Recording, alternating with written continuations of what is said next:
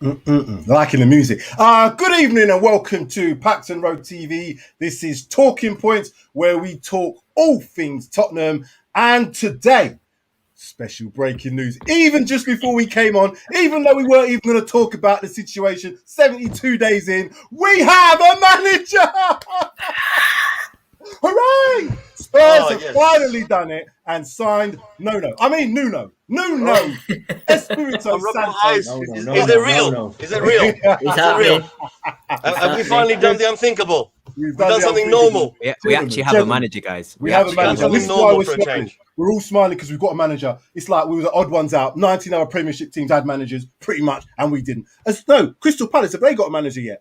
Vieira. Vieira, of course. Yeah, and also Benitez to Everton as well. So everybody's got their managers now. So everybody's now pretty much sorted. So and Sancho to Man United.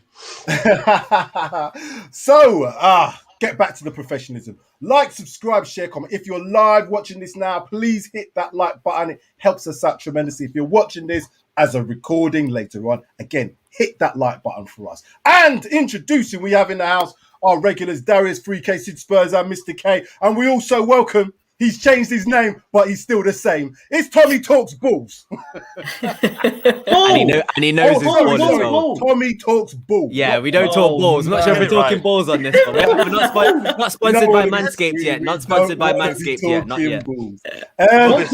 One person has not introduced me as ball yet. Literally everyone's balls. I'm changing it. Tommy, it's good to have you on. Anyway, let's put the underlay over. So we were going to talk today transfers, pre-season, and the season ahead in terms of the first few fixtures. But obviously, we have to touch on the manager situation. We've done a number of specials in terms of managers. I think we did one on Conte, we did one on Poch, we did Ten Hag, we did Fonseca, we did everybody. Do you know what I mean? And now, finally, it appears, after the one that we did at the weekend with Nuno, it appears he's holding the shot. Has anybody got that picture? Who's got that picture on their phone? Just to prove to people that we actually do have a manager. Sorry if you can't see it, guys. Sorry if you can't see it. There you go. There he's holding up a Spurs. Holding the shirt, live in the flesh. Look how happy he looks. Look how happy that man looks with that smile.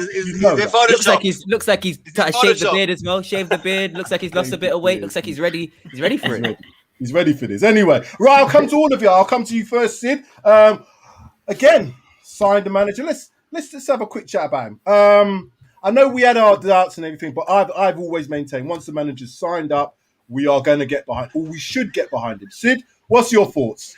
Do you know what? We've waited over 70 days, and finally, it has happened. We've got a manager. Forget all the talk. Forget who was linked, who wasn't linked, who we should have got. Is he the right man? He's in. Back him 100% now. We've just got to go with it. We've got a manager. So now, you know what? That's it. This is where it begins now for Tottenham Hotspur. Let's back him. Let's give him our full support. 100% like that. Tommy talks ball, not balls. Tommy talks ball. You're next up.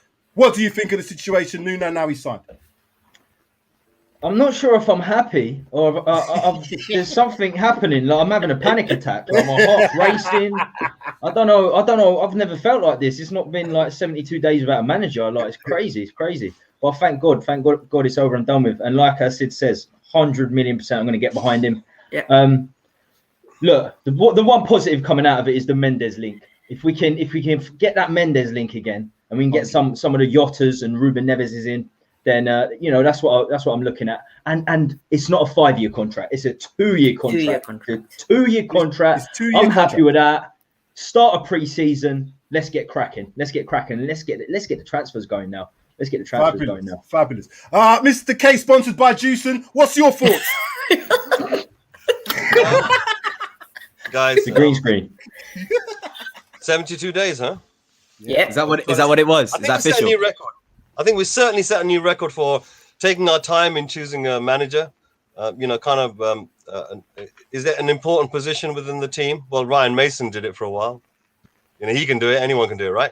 But yeah, Nuno, I'm just glad it's over. Honestly, I think everyone else is relieved as well. We're going to get onto the next stuff, the transfers and so forth.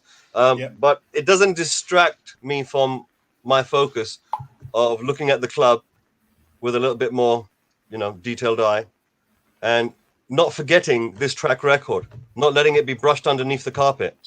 I'm sorry, this isn't the latest of a litany of, the incompetencies which this board, has perpetuated us, the fans, and made us look like pathetic laughing stocks around the world. We're a great club. Let's get behind him now. I've been negative. He's the man with the beard. I love his beard. No. His beard is to die for. Trust me. If I had a black beard like that on my days, bro, I would look so. Oh. Listen, I'm going to buy some. We can start selling them outside the ground. Honestly, just for his beard. Come on, your beard. You need to up your beard game, because if you got to match Tommy's beard, then you got a long way to go, because he's beard city. He's beard city. Anyway, mate, Levy's going to be stocking beards now. You know that Levy's going to be stocking beards in the club shop. You know that's going to be happening now. Free with a season ticket or something. 100%. Darius, what's your thoughts on Nuno? I can't really say a bad thing. Like you said, it doesn't even feel real at the moment. I can't believe that we've got a manager. I'm going to be honest, he wasn't my first choice. And also after we did our special last week, I was kind of more veering to then I don't really want Nuno. But you know what? After I kind of thought about what he'd done, thought about sort of the approach he takes to how he likes to galvanize his squads, he likes to bring his squads together, he likes to build that sort of ethos around the team. I think that even for 2 years, I think it could be decent. And one thing I know that Nuno will do, which is actually going to kind of make me happy, is he's going to make playing against big teams very, very difficult. I think that's what he'll make sure. He'll leave a legacy at Tottenham, being sure that we are going to not let big teams run over us, and we can attack teams as we do that we can, and then the defensive teams, or sorry, should I say, the more attacking teams that we have to play defensive against. I think he'll have a good balance where we can sort of hit that point. And then, like you said, with the signings, if we can make signings, that will be even better. Well, that's what I was just going to add to that part. If we get certain players in and certain players out. So what we're going to do tonight, as you can see, everybody, we are over the moon of our manager, because he was a better choice than Ryan Mason would have been. And that's what we were looking like going into the season. Oh, my God, Gattuso as well. So that's what we were looking like going into the season with. Choice. But no, that wasn't happening. Me and Tommy was on. No, we couldn't have Ryan Mason. There was no chance. But anyway, that's done. Let's set that. We can now move on. So, yes, go on. Just got some breaking news from apparently somebody seen Matt Doherty leaving his house, doing a Forrest Gump. He's running. Oh, man. Let's see how that pans out, because that is very interesting. Yeah. So, the first thing we're going to talk about, we're going to just talk about it briefly. Obviously, we'll probably do more shows. And if you're watching, Sid Says does a transfer special twice a week. I think the next one is going to involve Darius3k, so look forward to that. You'll see him. Transfer guys. Obviously, we've got not a long summer ahead, because it's pre-season starting soon. What do we need? Tommy, what do we need? Well, we're going to need a hell of a lot of centre-backs now if we're playing 3 at the back. Because, we've got one who's the best of a bad bunch in Toby, and he's 32. And he's getting deeper and deeper and deeper as the years go by. So, it's good that it's nice that we're linked with Tomiyasu. Yeah. But the problem with him is a similar problem to Tanganga. He's a centre-back and a right-back. Sometimes a lack of versatility helps you out. Sometimes too much versatility can go against you. So I hope we find his position. And I think Tanganga could be a magnificent right centre-back if indeed that's what Nuno goes with. But again, just one more player I want to mention. We've been talking about the last 2 days a lot. It's been rumoured, and Kessie. Oh my God! If we get Kessie, I'm in love with that man. I think he's awesome. I mean, he's so chilled as well. If you watch his penalty taking, it's like Pirlo-esque. Like Pogba, in it. He just walks up to it, doesn't he? It's incredible. And that's his entire vibe on the football pitch, and he makes things happen. So if we can get Kessie for 30-40 million pounds. He's going into the last year of his contract. Milan are not going to let what happened to him, what happened to Donnarumma and the other chap, Çalhanoğlu, worth 30-40 million pounds each. They're not going to let that happen to Kessie. So if we can make that happen, that would be awesome. And as I said, 4 centre-backs. So I'd just like to say before we move on, I'm going to come to you next, Darius, but welcome watching Steve Williams, Tans, hi Tans, Grandpa Stevens and Bob Spur. Thank you all for your comments so far. Marlon Bashman in the house as well. Finally, we have someone good option to me. So all the best. And Amric as well. I think his 2014 Valencia side is going to be more indicative of how he sets up with our squad. They scored 70 some odd goals that season and nearly took 3rd over Atletico. Darius, In terms of transfers, what are we looking at initially? What do you think we need? I honestly think this managerial appointment's probably changed quite a lot in sort of the transfer dealings that we're going to make. I think Takahiro Tomiyasu, I don't know anything about him. I've not heard from him before. I know that he played for Bologna, isn't he? He plays for Bologna at the moment. I think that sort of signing will probably be made at right back now, because I do honestly believe that Doherty will probably be our starting right back next season. And you know what? I'm not against it, because evidence suggests that he will probably go back to some sort of his old form under Nuno. So I think that the right back, I don't think we'll probably be seeing a Max Aarons come in or someone like that. I think that the right back position is probably going to be, I think it'll be Doherty and Aurier, and I think Aurier will probably leave on a free if he doesn't leave this summer. So I think we're going to shift our transfer dealings now more to a centre mid. I believe that we do need centre mid. I think Franck Kessie is a great option. I think imagine him and Højbjerg in the middle, like those two big, giant, commanding centre mids in that midfield. That'll muddy up any midfield, and they also can go forward and attack quite well as well. So I think that's a good sort of player profile to be looking for a centre mid. Not maybe necessarily like a Lo Celso type, but more a dominating general type midfielder to partner Højbjerg. And then I also think that Son will probably be playing up front next season going under. I think that Nuno will play Son as a partnership with Kane, and I think we'll probably. Think you'll go 3-5-2? I think I could see that happening. I think it'll be mixed. I think it'll be obviously between 3-4-3 and 3-5-2, but I definitely see Son and Kane working together as the two up front with obviously you got Reguilon and it'll be Doherty on the other side. I think that you could 100% see that happening, because it allows Son to sort of drift. It gives him a free role. It will give Kane a free role if you want him to have more responsibility as well. And also, I just think that those two working together, obviously I'm talking if Kane stays and everything, but those two working together, closer together, I think is much more beneficial. And then you've obviously got Reguilon to cover that space. So I really do think that this managerial appointments changed our transfer dealings. I think we'll probably look to go in spend more money on a centre-back. I don't think the right-back will be as much of a priority anymore. I really don't believe that. So centre-mid, I would say, and then maybe 100%, like Tommy said, is centre-back. I think we need two centre-backs now that we're playing three at the back. So yeah, centre-mid and centre-back is a main priority for me. Okay. Mr. K, who do you think might need to go as well as come into the team? Into the club, into the squad, whatever you want to call it? Well, I think to myself is that you got people like, for example, Lamela. They've been a good servant for the club on the medical bay. Whenever they have come on the pitch, they've shown a little bit of intensity, but they're an attacking option. And, you know, the talk is that trying to sell them on for some money would be good.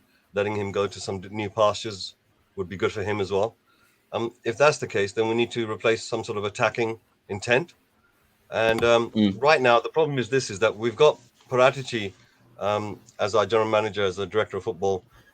So therefore, his background being from Italy, you're going to get a lot of rumors coming out of the Italian media, mills. There are going to be loads of them, and they're going to be looking at our club, and they're going to be saying, okay, well, what does this club need?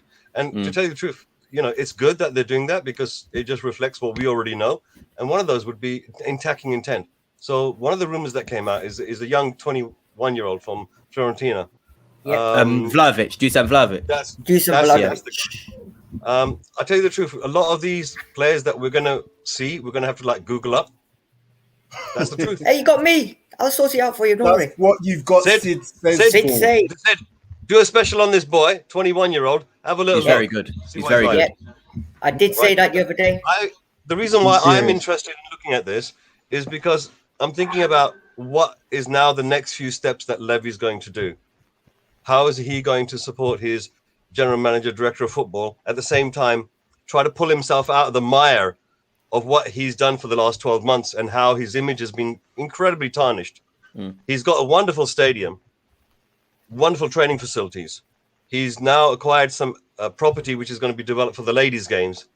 We can call it golf and we can have a laugh, but at the end of the day, it's designed for the ladies. So let's not take the mick and actually look at it for what it really is. He's obviously Tottenham has got a lot of tourists coming from around the world as soon as COVID is over, and they're going to need some sort of new futuristic landscape. So Levyland is here, the new Disney attractions.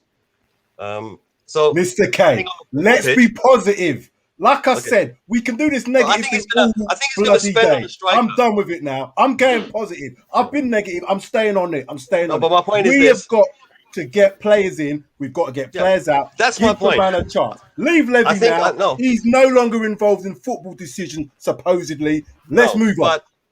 I know, but he's going to look at a striker and look at it for about 50 or 60 million pounds. You're going to think that's a lot of money, right? But if you think about it, 2 years ago, we're buying Dombele, and he was at the time worth about 60 million. Do you think we're going to spend 50, 60 million on a backup striker? Or are you talking about Kane replacement? Levy's going to spend 25 million, spread the rest over a thingamajig, and have it down for 45 million. That's what he's Do going you to think Kane's staying is another question? Do you think Nuno's and Paratici are going to be able to convince Kane to stay? Because I actually still don't know. Kane's staying.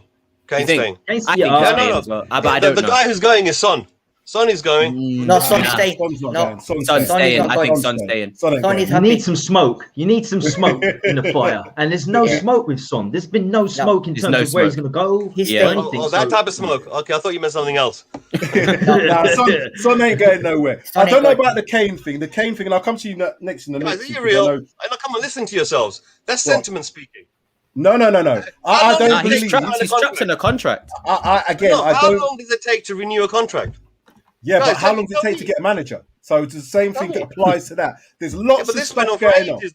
Yeah. What I'm saying is I 100% believe that Son's staying. And I'm not just saying that out of sentiment. I'm just saying from the way that they do, the way that you see certain players act, Son doesn't give that impression that of any kind that he doesn't enjoy being at Spurs. We've looked at certain other players' body language. We've looked at certain players interviewing. We've looked at the, Harry Kane. We've had the Dele Alli. Those sort of players are arm in an arm. I think when you saw, I think it was after, which game was it that we lost?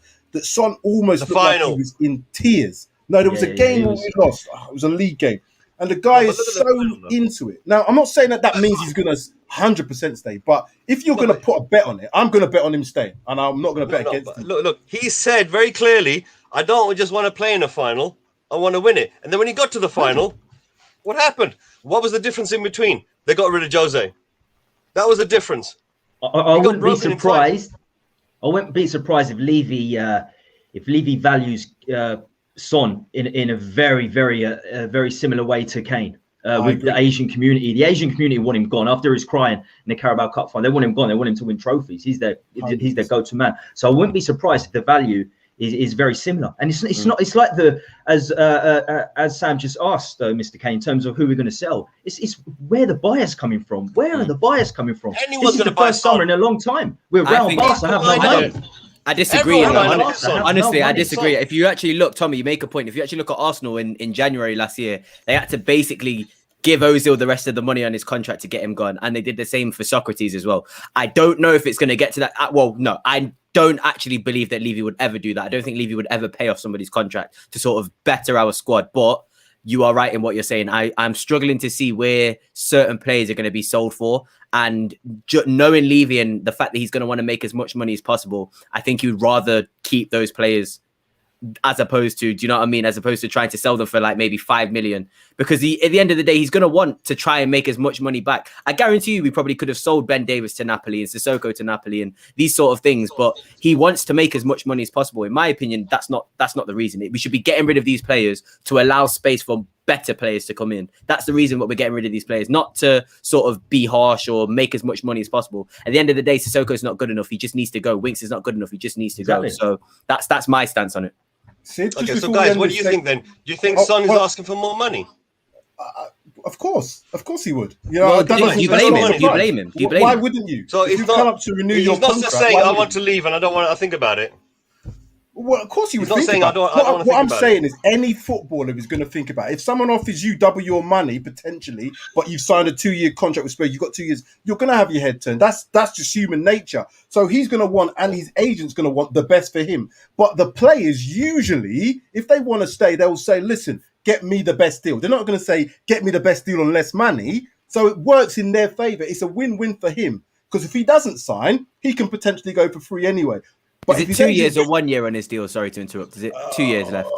He signed a 6-year contract, didn't he? So I think it's 2 years left. I think it's 2 years left. I think it's 2 years left. Okay. So, and in that sense, he has holding all the cards. Of course, it's money time. But we're always talking about football. If he doesn't get him now, it's not money. Yeah, but we're talking about footballers like they're loyal to us. If I'm ever going to put a loyal player down, I would look at Son as being that player that maybe has that old essence of being loyal. However, the agents are not going to say, just because you love Spurs, we're not going to get you the best deal. Of course he's going to get the best deal. He's going to be up in there and around Kane sort of money, 200 grand a week. And who blames him? He's been player of the year 3 seasons in a row, as well as, you know, the fans player of the year. So what would you expect him to do? Say, okay, don't worry about it. I'll tell you the truth. Okay, I get your point. I get your players point. will get the best 2 of the years deal. left on his contract. You're basically saying he's taking all this time because he wants the higher money. Levy's saying, no, I can't give it to you. And he said, well, I'll wait then. I'll wait. I don't know. I'll wait. And I'm Son not is on the still inside. going up. I mean, I'm not on the look what he's inside. doing internationally right now. What I can he's say, knocking the goals in. what I would say is, it's not. There's no reason to think that because he hasn't signed that's some really bad thing. What I'm saying is, if you're in negotiations with signing a new deal, you get the best deal you can. So if the club says, I don't want to pay you this, but your agent saying, well, I think you can get this, and you're holding aces, you will hold out. If the player says to his agent, I really want to stay, but get me the best deal, what do you think is going to happen? They're going to negotiate. That's what happens in negotiations. Doesn't mean to say we shouldn't get, he's going to go. But again, we've got 2 years on him. So even if he doesn't sign, we're still holding the cards in that sense. It's a win-win for everybody at this moment in time until we see what happens potentially next year if he didn't. Then you might be in a Pogba situation where he's just like, well, I can just sit here and do what I want. I don't think we're quite in that situation yet. But if I was a betting man, I don't believe Son is going anywhere this season. 29. In less than 2 weeks. No, in a week. He's 29. There you go. He's got a baby face, but he's no spring chicken. He's no spring chicken. See, just to end this, I want to know your thoughts. What do you think we might need in the summer window? Just going on Son, he's got contract till 2023, and I believe the reason that they didn't finalize his contract is because apparently we owed 170 million to the bank, which has been paid off, and now they're sitting down and finalizing the deal. So I agree with you, Sam. He ain't going nowhere. He's staying. He's fully committed to Tottenham. I discussed a couple of players the other day. Well, I discussed 6, and out of them 6, 3 of them were centre backs. So I'm assuming we definitely need a couple of centre backs. Kabak was one of them. Romero was the other one. Apparently, we're linked with Anderson again. Skriniar's come back on the radar again today, and apparently Paratici wants him at no ends costs. So I reckon him and Anderson, will come in. Midfielders, I agree again. Kessie's a good option. However, I've got a really strong feeling for Oliveira from Porto. I think he's on the radar. There's a few Even more so now with the Portuguese connection. Exactly. Yeah, good shout. Yeah. Striker. I mentioned the striker. He's one of the hottest properties in Europe at the moment. The one that plays for Vlahovic. Oh yeah, Vlahovic. Yeah. Yeah. So again, he's a youngster. Back up to Harry Kane. Though. Yeah, but who's going to come? The problem is, if Kane stays, who's going to come? Well, this is the issue because we were heavily linked with Paxton Road, and obviously he's now gone to Leicester. His main reason, his agent's main reason for not wanting to join Tottenham was because Harry Kane was still there. So I believe that this is why I keep veering towards his Son and Kane playing as a partnership up front, and then you could sort of invest that money into maybe a better winger. I've seen we're linked with Marcus Thuram. I think Marcus Thuram would be a great option. I think his physique and his size and his pace would fit quite well in the Premier League. I just think that it's a double-edged sword with Harry Kane, isn't it? I'm going to ask a question before you finish, and you can answer this first, Darius. Do you think it's time to sell Harry Kane this summer? If a good offer came in, would you sell him? This may be controversial, but I'm in agreement with the people that say to sell Harry Kane. I completely, don't get me wrong. If he was to stay, I would not be against. I would 100% not be against that. It's Harry Kane staying. But if Harry Kane was to go for £150 million, because I don't think we're going to really do anything else than that, 120 to 150 million pounds. I think you can probably reinvest that into 2 or 3 players that would maybe equivalent the goal output, if not maybe similar. And I just think that my point with Harry Kane is not the goal output, but it's the injuries that could potentially happen with Harry Kane. If Harry Kane gets one more big injury, I feel like his value could really slash in half. And I keep saying this in a lot of streams. I look at Eden Hazard as an example. Eden Hazard hadn't missed a game for Chelsea, or barely missed games for Chelsea. He goes to Real Madrid and he just completely capitulates and his body just gives up on him. I really feel that's coming soon with Kane in the next 3 seasons. I do think that his body is one injury away from it being quite destructive. So and it's a bad way of thinking about it. I know it is a bad way of thinking about it, but 120. That's think low. Yeah, but Guys, we're not. Tommy, it's low, Tommy. It's low, Let me Tommy, come. but- Sorry, let me Go Tommy on, have his go say. on. What's your thoughts? 120. That's the lowest I've heard. Straight, if it's a straight fee, 120. When we're hearing about all these Man City, the players they were chucking in. When I heard 100 mil plus Laporta, I was true. game. I was absolutely game for that. Yeah. But I just mentioned Son's 29 soon. Kane's 28, 29. As Darius rightly says, the injuries there. If we do go 2 up top, we're going to need 4 strikers. That's the problem. You need backup for every position. We're going to need 4 strikers. That's why I don't think Nuno's going to go. I don't think he's going to go 2 What up about top. Scarlett, Tommy? That's the thing. That's the thing. How much faith do we have in Scarlett? How much faith? I loved him. I thought in the brief time he came on, in Wolfsburg, he had 10 minutes. He nicked the ball off a defender and got an assist. Ridiculous. Yeah, absolutely brilliant. But how much faith can you have in a 16, 17-year-old? It's so risky. Vinicius has gone back now. So, I'm sure Sid, you'll have plenty of strikers to talk about in the coming weeks. And I'd like to hear that because Vlahovic, 50 million pounds, that's not happening. Vlahovic 50 is not happening unless Harry Kane goes. There's no chance that's happening unless Harry Kane goes. If we got an offer in the region of 150 mil, I'd sell Kane now. And it's not because I want Kane to go. It's because of what David just mentioned, the age of the player, the potential for him getting injured again, because he's had this injury for the last 3 seasons. What's to say, after all the exploits of last season, after all the exploits of this summer, in terms of playing for England, then straight back into pre-season, straight back into the season, I can see him having a time off. So I potentially would think, hold on, if we get the offer for that player in that I don't think 120, I wouldn't take that, but certainly 150 plus, I'm interested. I would be interested. Sorry, Mr. Sam, K, let me go ask ahead. you a question. Sam, let me ask you a question. If you could pay £50 million a year for 3 years to have someone like Kane in your team, would you pay it? I don't understand the question. Say that again. If I could pay 150 million pounds.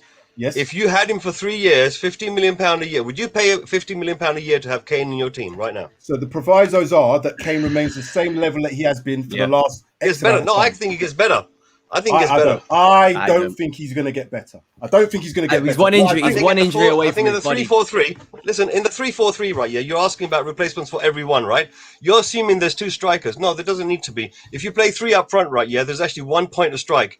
And what sometimes that point of strike does is it drifts down into the midfield, pulling defenders out of position. These 2 on the right and the left, they cut in as inside forwards, right? Yeah.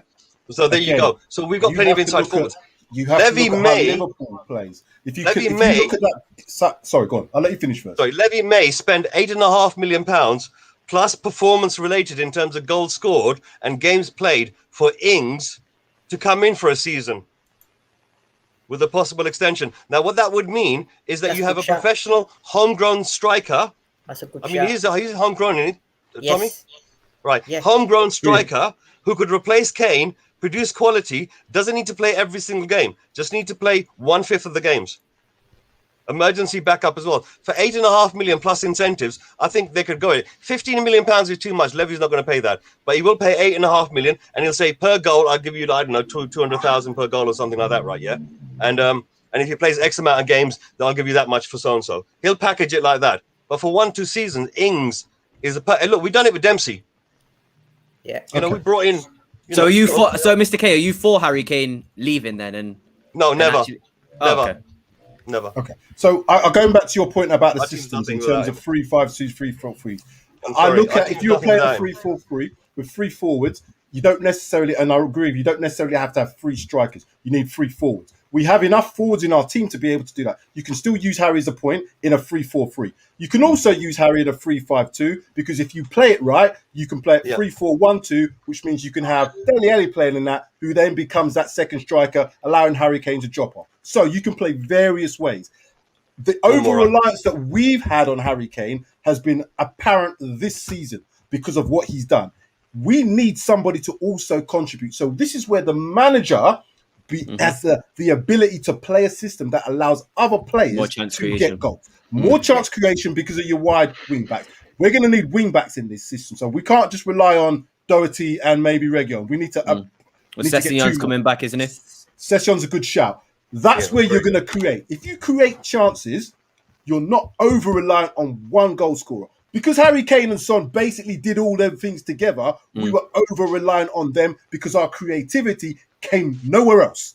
Get the creativity elsewhere. You don't need to have all them strikers. You just need to have people who are good at maybe finishing 5-10 goals a season. And I'm talking, if you look at Liverpool, they've got Salah who scores them 20 goals, but then you've also got Firmino who don't score that many goals, but you've got Mane who does score 15 goals or so. So it works because of chance creation. They put balls into the box with their wide fullbacks, and that's what they do. Chance creation, more chances, more goals. That's how it works, in my Thinking opinion. about it, because I haven't had much time for this to digest. Nuno De Santo coming in. I don't want to. But I don't want to, I didn't want to throw all my eggs in one basket because, Fonseca looked like that deal was done. Conte looked like that deal was done. But Conte, it seems like Conte, if we got up top, we'll play a very similar system to Nuno now. He's always played with two strikers. It was Lukaku and Martinez last season. That's what their Scudetto championship was founded on. They were magnificent. And we have problems on the wing. Lamella's past it. Lucas, we can sell Lucas. Do you know what I mean? He's a workhorse, but we can lose Lucas. We can lose Lamella. And Bergwijn, I've said this for a long time. Bergwijn can double up as a wing back. I'm telling you now, a right wing back, he could double up as a wing back with Doherty there, proven under Nuno De Santo. And then Reggie left wing back, I should say, and then Sessegnon left wing back. It removes the wingers from the team. We've got Kane Son. And maybe the investment was going to make in a right winger. We can put towards a striker. What about Ferrari? Really thinking about it now. Do you know the Vlahovic thing? £50 million. It could happen. I'm pretty much going against myself from the last conversation. But as I said, it's bedding in. We've got Nuno De Santo now. It is bedding in. So the third I think somebody commented on Andre Silva. He's part of George Mendes' agency. That's a good shout. He's for Frankfurt, magnificent. I think he's probably 30 goals this season. This is what I'm saying. With this Mendes link, I'm telling you now, I feel like we're gonna have a lot more.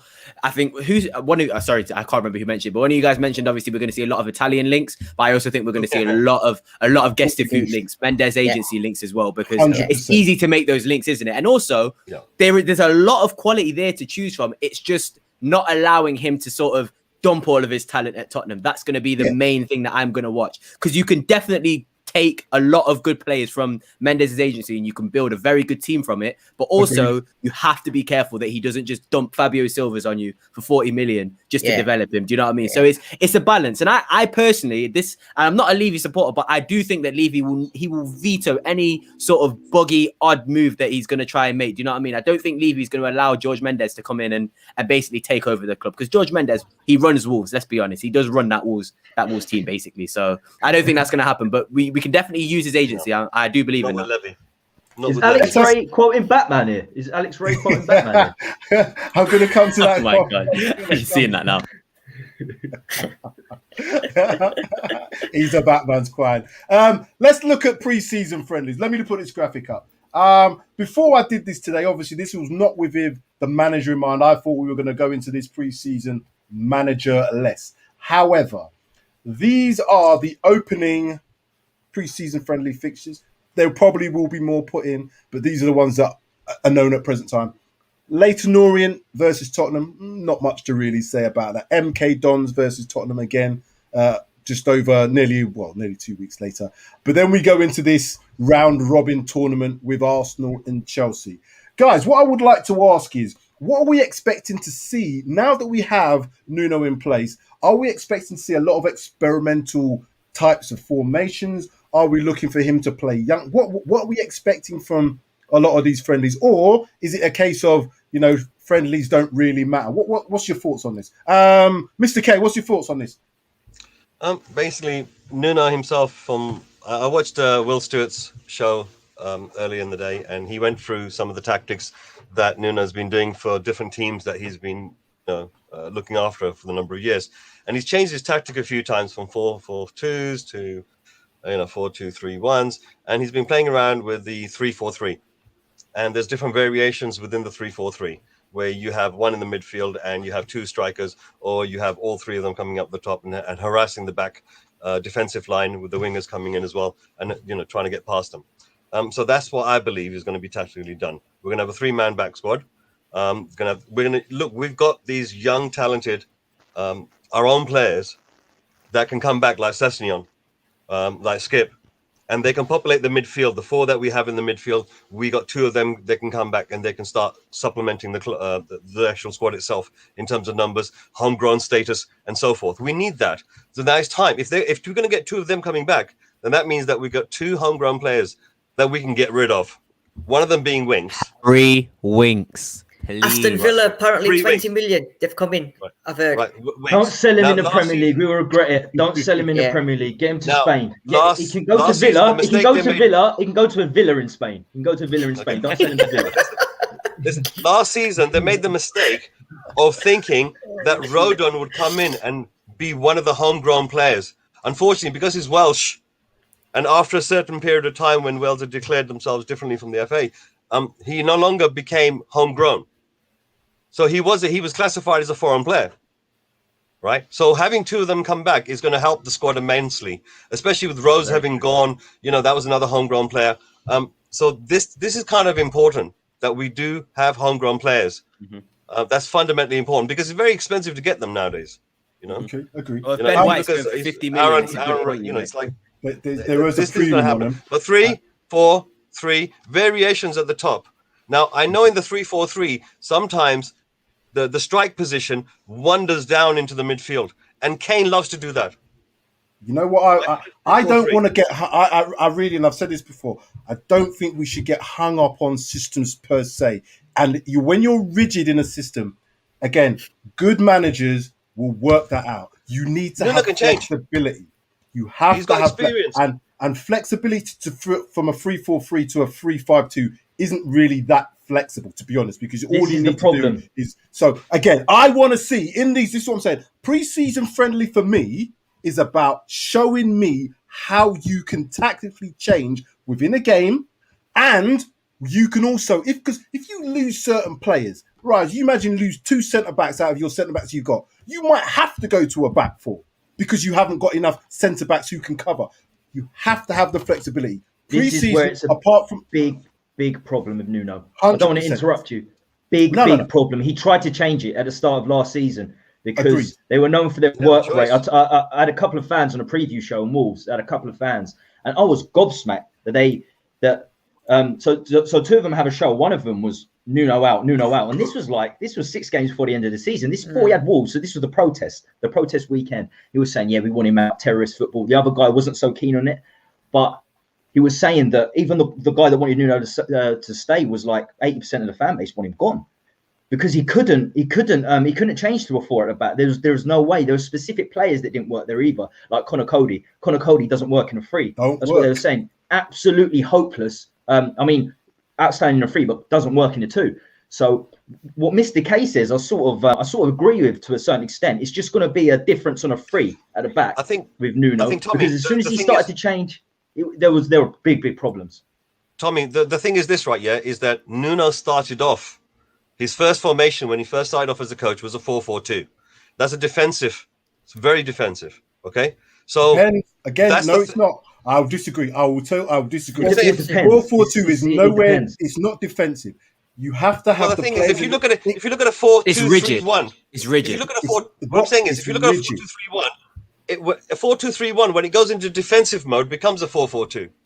No, you should have. Again, I'm going by coaching because I have got coaching. Yeah, I know, but I've looked at it according to what I've seen according to the pitch. That's fine. So when you say Mourinho do that, when you say Jose do that many times. When you say 4-4-2 is defensive, that's completely wrong. 4-4-2 is about when you in your transition about when you have the ball and when you don't have the ball. That's how you look at teams. There's three phases in football: when you're attacking, when you're defending, and a transition. So what you usually have is you go from a 4-4-2. If you get your your wide midfielders forward, it becomes a 4-2-4. So that it can be very attacking. When you don't have the ball, you could then drop into a 4-4-1-2, or you could drop into a 4-5-1 because your formation and you change according to what's happening on the ball.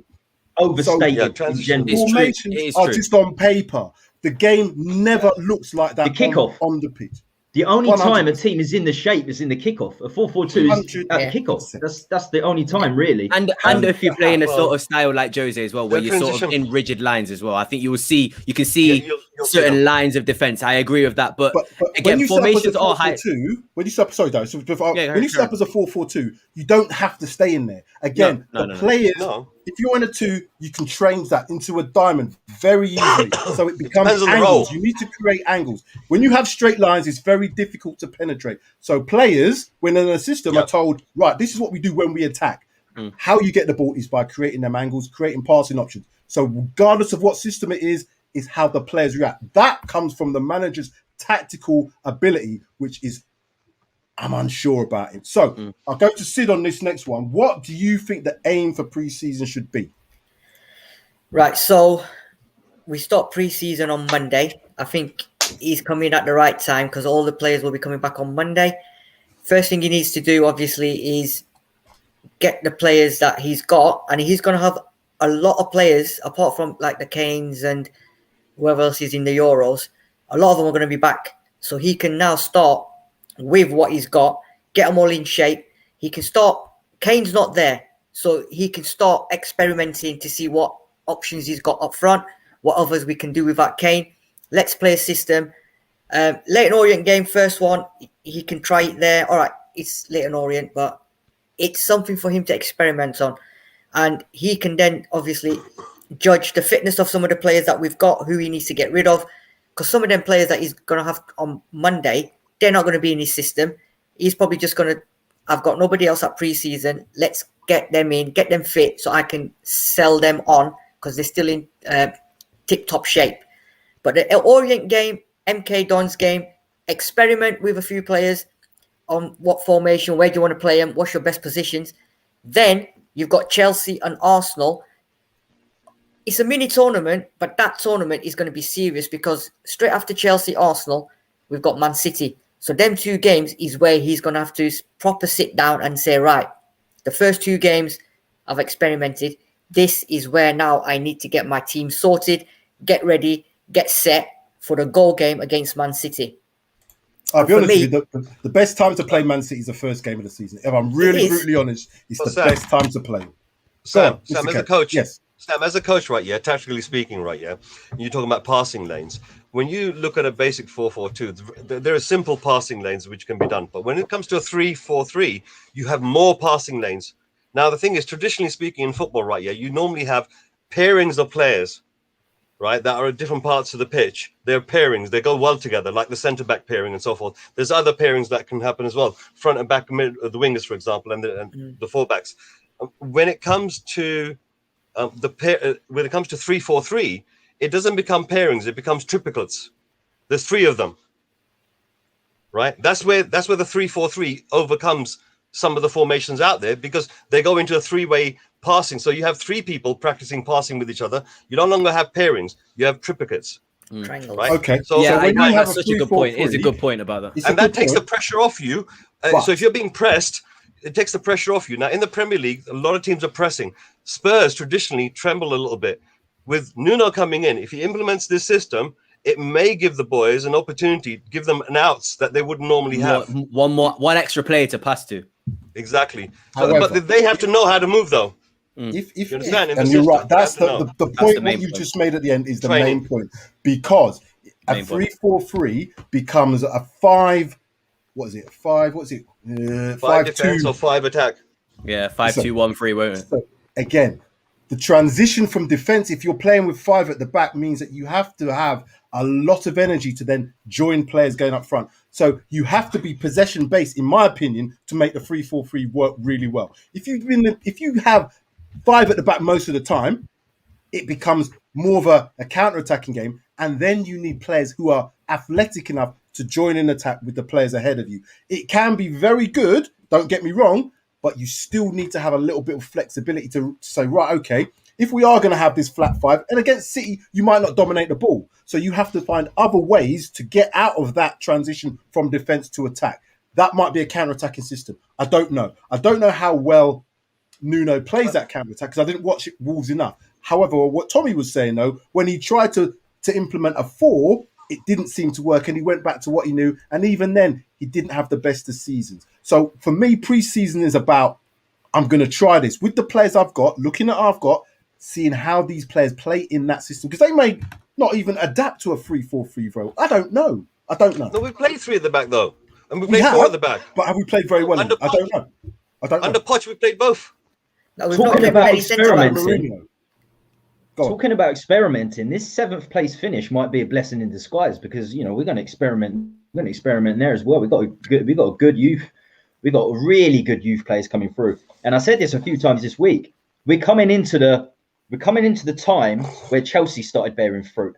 Before the Hudson-Odois and the Mounts, they produced nobody since John Terry, 1998. Well, they would, but they'd sell them, wouldn't they? They wouldn't even give them a chance, would they? Exactly. It'd be the Bertrands, and they'd have 3 or 4 games. After Terry, it was Carlton Cole. I think he had 25 games up until about 2013, 2014. They're bearing fruit now because Cobham was built in 2007. Their training facilities, Hotspur Way 2012. We're bearing fruit now. The last 4 or 5 years, crazy. Reece James, Mason Mount, Tammy Abraham. The list goes on and on and on. Yeah. Gilmore, he's just gone out on loan to Norwich. That's good for us. He's gone to Norwich. He's gone out on loan. That means Skip's almost certainly going to stay now, or he goes to a better Premier League club on loan. So that could be good for if we use him properly. That is. So we could be bearing fruit now in the next few seasons, and that could be so good in the Conference League to give their chance, to give the Skips their chance. I want to come first because sorry, Tom. I think the UECL, as it's probably going to be, is probably going to have an influence on the pre-season, because doesn't that start very early? I don't know, because I haven't been able to see when, because I haven't actually got them up. So that was going to play somewhere in between these. We're going to probably have maybe 1, maybe 2 of these UECL games. How do you think, Darius, that might then influence what he does? It should give us some more options to be able to play different formations. So I'm hoping that they use the UECL. I'm not going to call it UCL. As a almost like part of your preseason to help with some of the players, to help with some of these youngsters. Give them a chance. Give them an opportunity to play in a semi-competitive game to see how they do, to see how these guys perform. Do you think that's natural, though? I think that's natural. I think Nuno's going to come in. He's going to in his mind, he's going to think, right, I've got to create my own team. I've got to see what players I've got, and he's going to be looking at the youth as well, the ones which are knocking on the door, which are out on loan this season, last season. He's going to be looking at them and saying, how can I make the team? Because it's got to be my team. The faster I can get people to do what I want them to do, the better it is for me, right? So getting a couple of the youngsters on board makes the fans happy, makes the board happy. It endears the players to him. They're going to run through brick walls for him if they're successful, right? And it tells the other players, buck up. Because your place can be taken. You're getting old. So watch your wrinkles. It starts on the 8th of July, by the way. Yeah, 8th to 15th it starts. So, how do you think that would influence him in terms of players playing? Is that just in general, all players playing? Or I think specifically youth players? With the UECL, that's going to have, an opportunity to play, as I said, semi-competitive games within a structure of a friendly type situation before we get to the Man Cities and all the rest of it, which we'll look at. Yeah, in all honesty, I think that Conference League is a great opportunity to develop talent, but also it's an opportunity to sort of test things that you might not want to test in a Premier League game, or maybe even in a cup game, because I think that Nuno probably has a good chance of potentially winning a Carabao Cup, or maybe even an FA Cup if he wants to try that. In the Conference League, you kind of have a free hit. Yes, we should probably go out and try and win it. But at the same time, if you can, like we've said, bleed some youth into that team, maybe play a 4 at the back and see if it works. Try different systems in that thing. I don't think the opposition is going to be good enough to sort of beat you because you've changed your system. So I think that's a perfect place to sort of try out things and then implement those things that work into your Premier League games and into your cup games. Because really and truly, for Tottenham Hotspur, this might be just for Tottenham Hotspur, but for especially the clubs that can't really see Tottenham winning the Premier League anytime soon, these Carabao and FA Cups for me are just as important as Premier League games now. It's clear to me that a trophy is what we need. So I don't really want to see this experiment in this sort of playing a completely different team in the FA Cup. I want to see us really go for the cup competitions next year. So it leaves that Conference League to be the league that you can, or the competition that you can experiment, you can try youth players. Because at the end of the day, if we win it, we win it. People aren't going to care in terms of opposition fans and whatever. But if we don't win it, I don't think people will care either, because it's a conference league. It's not got any sort of substance to it at the moment. So it's a perfect place to experiment, in my opinion. Perfect place. Sid, they usually say that pre-season friendly results don't matter. In our situation, given the new manager, do you think it's going to play a part if, let's say, we go into that mini tournament and we get beaten heavily by the likes of Chelsea and Arsenal? What do you think would be necessarily good results for us from pre-season? Obviously, I think Leyton Orient and MK Dons, they should win them comfortably. Arsenal and Chelsea are going to be the difficult games, but as a new manager, I don't think, well, I'm not expecting him to go in there and smash Arsenal and smash Chelsea straight away, because he's going to be, like we all saying, he's going to be experimenting. He's going to have players playing different positions. For me, the first game against Man City is where he has to be ready, guns firing. If we lose against Arsenal, if we lose against Chelsea, I'm not bothered. If they put in a performance, he tweaks the system, and we've played decent football and we've lost, I'm not bothered. Like Man City is the one where he has to be up and ready. Even the Man City game, I don't think a lot of Spurs fans are expecting anything. I think everyone's already written that off. But like you said, Sam, there's no better time to play Man City than the first game of the season. And you know what? Anything can be possible in that first game, but it's too early for us to start judging him after the first pre-season games, even the Arsenal. You've got to give him time. I don't think anyone can go into a club and start winning all them games straight away. You have to give him time. I mean, when I mean time, I don't mean a full season or 6 months. It's got to be within the first month or two. It's got to be some sort of progression. We've got to see some kind of decent football. And the most important thing for me is he's got to get them fans behind, because at the moment where all the fans are not happy. So just play some decent football for the first 4 or 5 games pre-season. Results don't matter. It's the performance. Yeah, Tommy? and also that's a great. Sorry to interrupt you. It's a great point. He literally said in a little clip on Twitter, he said, "We want to make you proud." That was his main thing that he said. He's like, "We want to make you proud, the fans." So he's saying the right things already. He's saying the right things already. Tommy, does pre-season matter in terms of results, or is it all about getting the players fit and seeing how we're going to transfer that into the season ahead? It is important. It was quite surprising. It was quite surprising to see there's only a 4-day gap between the Chelsea and Arsenal game. Obviously, it'll be a completely different team for both games. Well, it better be. One of the things that this new manager has to do, Nuno, or whoever it was going to be, they need to rest Kane. They need to rest Kane. Doesn't matter how much he wants to play. It was 20%. I don't even think it was 20% in that Carabao Cup final, and that hurt us for the next 3 or 4 games. I don't think he scored for 2 games after that. He probably hasn't been fit in the Euros, to be honest with you. But so you need to put him in his place. You need to put Harry Kane in his place. So it's all about performances. But we shouldn't go into the Man City game and say, we can't win that game. Absolutely, we can win that game. We beat him 2-0. We beat him 2-0 last season under Jose, and we've done a job on them. Our recent record against Man City is fantastic. So it's important. It's so key. I just want to say, Nuno De Santo is so fortunate to have this job. He is. He's laughing. He effectively got sacked from Wolves. I don't care what anybody tells me. Same with Fonseca. If they don't renew your contract, they're not impressed with your job. You got sacked, didn't you, mate? Exactly. You're fired. He got sacked. Let's not get it twisted. They both said, they both turned around and said, nah. Simple as that. He's got time to experiment. We just meant Darius just confirmed it. We've got time to experiment in the Conference League as well. If he gets into the top 4 with us this season, it's going to be like, oh, you've done an unbelievable job. He should be getting to the top 4 with Spurs. So everything's a bonus. If you look at their last season, but Tommy, if you look at their last season, right? Yeah, I mean, there was a few things that happened to Nuno's team. There was progression in the team that needed to be done. There needs to be some investment coming in that he probably wanted that didn't happen. And everything's on his shoulders. He's been asked to make a few changes that he can't be successful because he doesn't have the players to do it. He can't bring in the players. He's going to be frustrated. By the end of the season, they've done terribly. They started off well, and then they kind of completely went off the cliff. So the way I look at it is that with a better squad, which we have, let's face it, our squad is better than Wolves, right? Of course. The points proved it anyway. So I think he'll have a better go with our team. Plus, the few little peanuts that he wanted on that side, he might be able to get a little bit more with Paratici.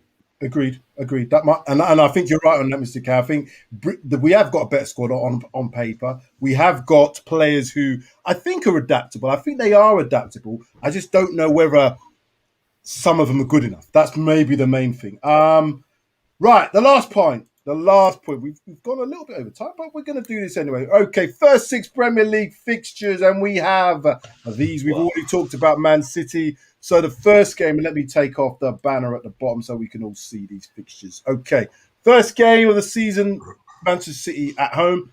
I think it's a great time to play Manchester City, not because I think they're a weak team. I just think get them early with all the players that they've got away, potentially having travelled and done all the Euros, etc., etc. It's a good time to play them. Then we have Wolves. Interestingly, our first 3 games are on a Sunday because then the following game after that is Watford at home. Then we go into the London era. Crystal Palace, followed by Chelsea, followed by Arsenal. Guys, Tommy, what's I'm not going to say how many points you think we should get from that, but are you expecting us to have a good start to the season, given that as our start of the season? Why not? Absolutely, why not? I 100. think Tuchel's Chelsea are going to struggle. I think it was a massive bounce last season. I think Tuchel's Chelsea is going to struggle. So I can see us getting 3 points there. Arsenal were losing their players, their youth players that look like they're going to be world class in future seasons to Villa. Now, you know what I'm saying? They're in big trouble. They're in big trouble. And as you rightly said, Sam, you know, Man City are there for the taking. First game of the season, we've got a good record against them. Tommy's throwing shade at Arsenal early doors, man. Mate, they're horrible. They're horrible. If they get into the top 10 this season, they've done all right. Do you know what I'm saying? They're problems. They're deep problems there. But yeah, I have quite a few Arsenal fans that come on my stream. I do a lot of neutral streams. I have a hell of a lot of Arsenal fans that come on my stream. So yeah, they'll be cutting me flat. For some reason, I've turned up to the Armory on occasion. I've been going to the Armory because of Sam. Do you know what? It's not even that. The West Ham fans are the worst. The West Ham fans are the worst. 1 5th place finish, and they think they're flipping top 6 now, don't they? You lot throwing shade they think they're a big club because they finished 6th in 1995 under Harry Redknapp until last season. They still won the World Cup, didn't they? 66, apparently. I'm not trying to run this bandwagon. West Ham fans, Arsenal fans. I think you're wrong. It's not. I think it's them. Not. It's them. I'm not throwing shade like that. Tommy, I think we're going to beat Man City 4-1, and we're going to go to Wolves, right? Yeah. No, we're going to beat them because the first game, we're going to catch Man City before they get a chance to do anything. 4-1. We're going to go to Wolverhampton, and that's going to be Nuno coming back to his old club saying, "Who's the daddy? Look at my squad now." Right? We're going to rip them apart. That's going to be 2-1. Jesus Christ. Right? 2-1. These games we're then going to go to Watford, a newly promoted side, right? And we're going to draw. We're going to draw 2-all. We're going to draw 2-all. We're going to be winning 2-0, and they're going to score 2 goals in the lastminute.com. And Nuno is going to say, the players are going to say to Nuno, "Welcome to Spurs, Nuno." And now he's going to think twice when he goes to Crystal Palace, which we might lose. It's going to be interesting. Vieira as well. And that's when he's going to go. And we're going to get to Arsenal. We're going to get whooped at Chelsea, right? 3-1.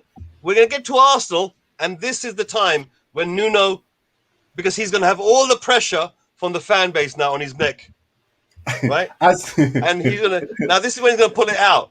Arsenal, if he pulls it out with Arsenal, he'll endear the fans to himself. He will. I'm not a betting man. I'm but I'm going to put an outright bet on before the season starts that Arsenal are finishing in the bottom 10. I'm not even joking. They're finishing in the bottom 10. Convinced. I'm going to say, as my friend Deji would say, this is not financial advice, but I'm not quite sure we're going to smash Man City 4-1 at the beginning of the season. I wouldn't put a bet on that one, personally. 6-1 against Man U. Darius, those first 6 games, what do you think we should be getting out of that? Oof. I'm a little bit nervous. I can't lie. I'm a little bit nervous about those upcoming fixtures. But Man City, I agree 100% with you, Sam. Best time to play them. First game of the season. If not, I think all of their players are probably on international duty and will probably go quite far in the competitions as well. I don't think we have too many players who are on international duty that I can think of off the top of my head. So all these things are important factors. I think if we don't get a result against City, Wolves, Palace, Watford, I think we have to get 3 wins, and then I can compensate maybe not getting results in the Chelsea and Arsenal game. However, for Nuno's sake, if he gets a good result against Arsenal and Chelsea, I think that will give him so much more of leeway for, like, maybe, let's say, the next 3-4 months of the season to kind of do more what he wants as opposed to what the fans want. Because I believe a lot of the fans want to see attacking football. And I think a lot of the fans are going to hold Daniel Levy and Nuno to that. And I think a lot of fans will maybe even sacrifice the position that we finished to sort of see that football because of what Jose is sort of given to us the past 18 months. So I think if Nuno gets a result against Chelsea and Arsenal, people won't care how he plays. I think if it gets a bit rocky at the start of the season and he's sort of not playing sort of gung-ho football, I think people could start to get a little bit antsy, because I really do believe the style of football that we play is on a lot of fans' mind, in my opinion. I think it's not necessarily coming first for a lot of people. For me, it's second. I think obviously results is always first, but I do think it's going to have much more of an impact on him than it did Mourinho, because people will just assume that Mourinho is going to play bad football. So yeah, I think that if he can get a result against Chelsea and Arsenal, he can set himself up to kind of do what he wants. If not, he's going to might have to play more attacking football to sort of appease the fans. Sid, I'll come to you next. Before I come to you, Mr. K, do you think he needs to, let's say, I don't know, which of the important games do you think he needs to get the results? Because obviously we all know about the Arsenal and Chelsea rivalry. That's a given. They're always going to be tough games, but I would hope the players would be up for them anyway. But realistically, what do you want to see out of the first 6 results? In terms, give me a what you think in terms of points. Go on, give me some point scores. All right, so I think City game, first game of the season, I think if we're all allowed back into the ground, it's going to be mad atmosphere. There's going to be a lot of disgruntled Tottenham fans, but new manager, everything's going to come in. I think, like what Darius and you guys are saying, City are going to be the best time to play them. I can't see us winning that game, to be honest. I think we'll get a draw. For me, the most important games are the next 3, and I agree with Darius. Wolves, Watford, Palace, we have to get 3-3-3. So that's, for 100%. Me, 100% 3-3-3-9. That's 9 points, so that's 10 points already.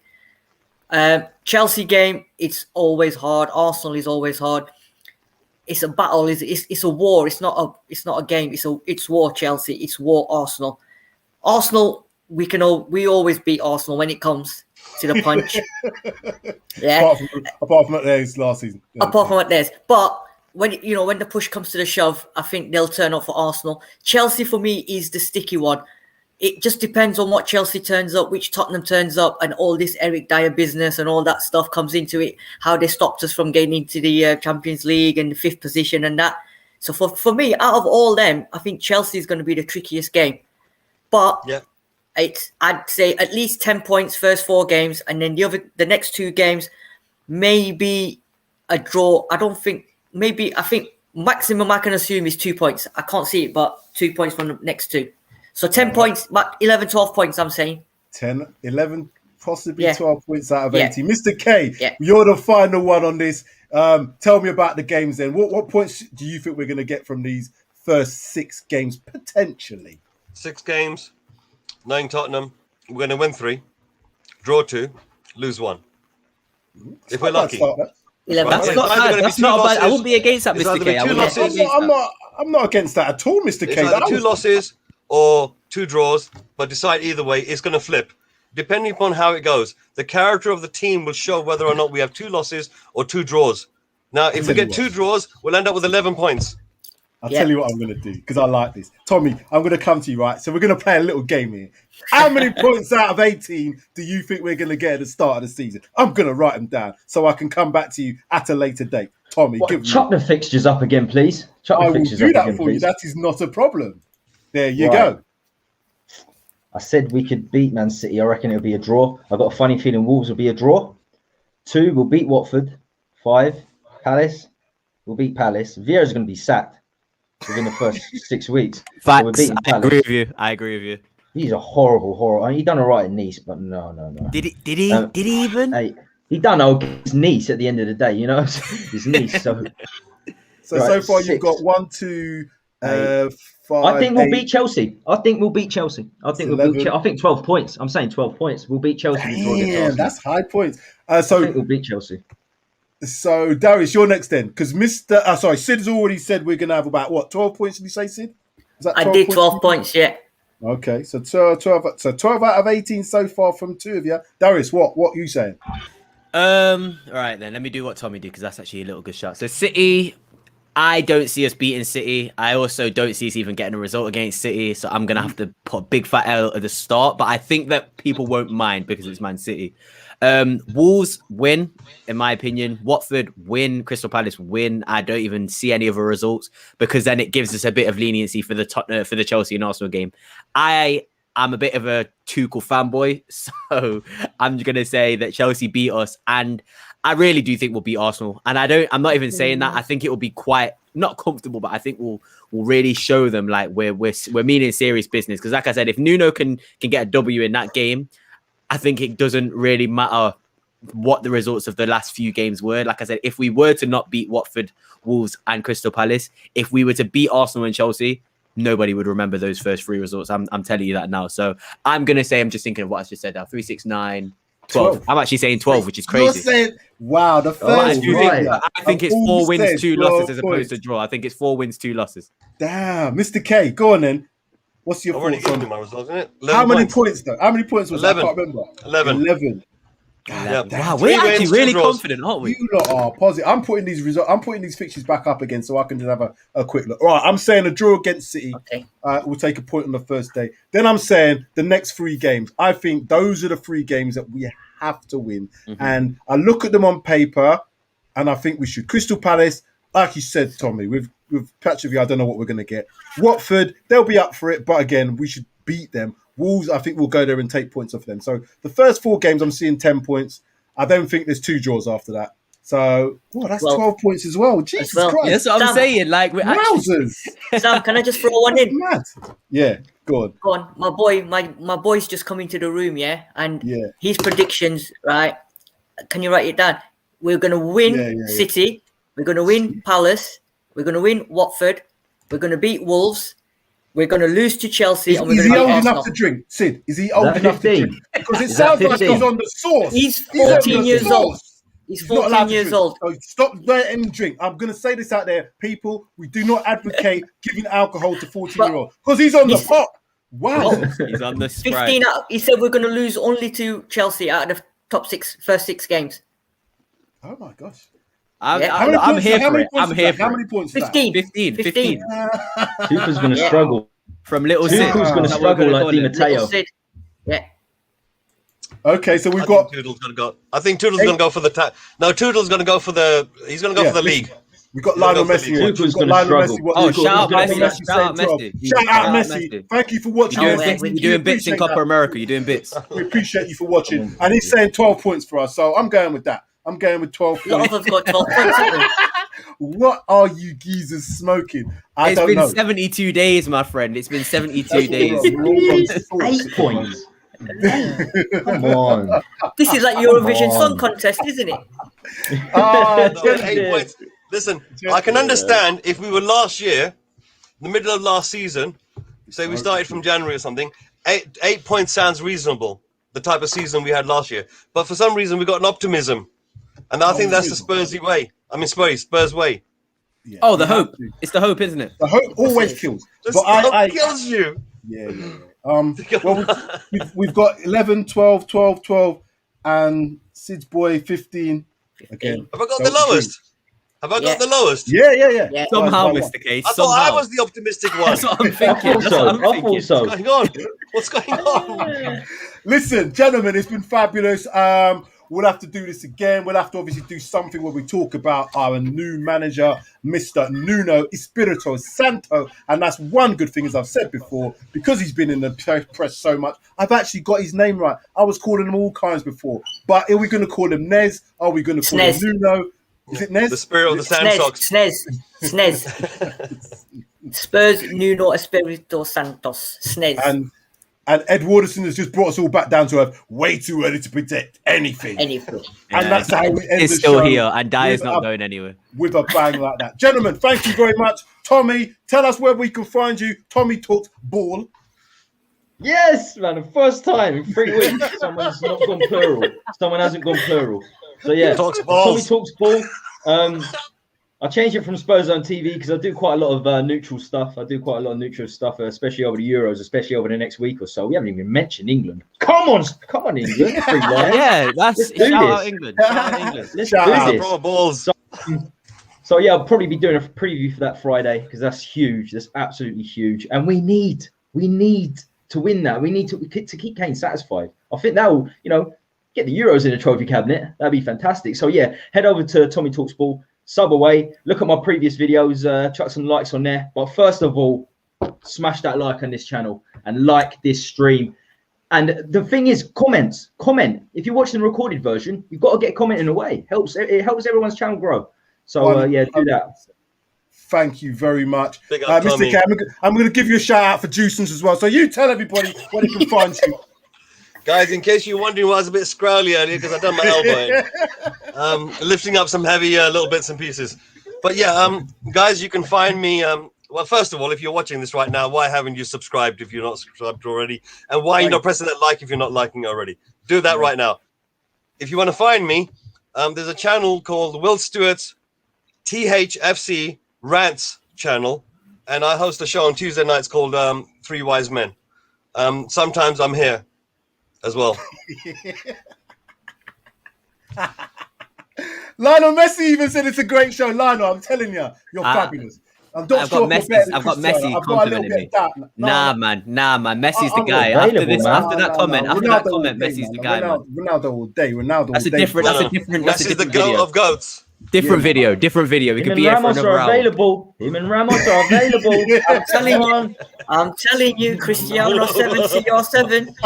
I'm telling you. Well, let's do. I'm not even going to let you, Darius and Sid, have any shouts out because you're all here all the time. Yeah. So yeah, you will. Oh, Sid's got a channel. No, Sid's got some shorts. you will see me and Sid on Sid Says. That's what we are going to shout out. You will see me and Sid on Sid Says. Go on then, shout it out, both of you. Sid says, so go on. Put it in the chat. Put it in the chat. I will do. Join us. Me and Darius will be talking all transfers and the latest place to be linked. We've mentioned a few of them, but watch this space because me and Darius are going to have a field day with some. We're taking over Paxton Road, me and Sid. No more SUBSRCRIBE for life. I'll be tuning in. I want to see strikers. I'll be tuning in. I want to see it's there, mate. Strikers, we're going. We're on it. We've got you covered. We've got you covered. I'm telling you now. Got this. So look out for that. Once again, please, if you're watching live, press that like button now. If everybody hits that like button that's watching, we'll have loads of likes. And if you're watching off this at a later time, please also smash that like, leave comments. It all helps, and we will respond to everything where possible. Guys, it's been amazing. I've liked it. The fact that we are buzzing is because we've got a new manager. Nuno it is. Thank you very much for watching, guys. See you later. Take